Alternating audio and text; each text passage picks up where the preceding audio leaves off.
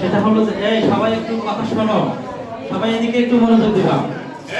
স্যারদের সামনে আছে, স্যারদের সামনে রেখে তোমরা এভাবে কথা বলতে পারো না।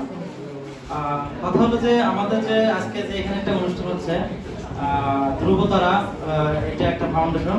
এখান থেকে তাদের একটা প্রকল্পের আন্ডারে যে তোমাদের সামনে যে বিষয় নিয়ে আলোচনা করছে, চাইল্ড লেবার এবং চাইল্ড ম্যারেজ নিয়ে, তোমাদের শিশু শ্রম এবং বাল্য বিবাহ নিয়ে যে আলোচনাগুলো আজকে এখানে হলো, তোমরা এখান থেকে অনেক কিছু জানতে পারছো।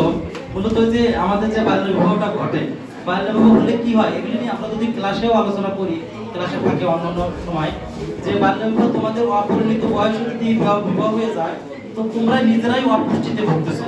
এর মধ্যে তোমাদের আবার যদি ছেলে মেয়ে যখন হবে, তারা আরো অপুষ্টিতে ভুগবে। দেখা যাবে যে আমাদের এক সময় আমরা সুস্থ জাতি পাবো না, আমরা তখন একটা অসুস্থ জাতি হিসেবে গড়ে উঠবো।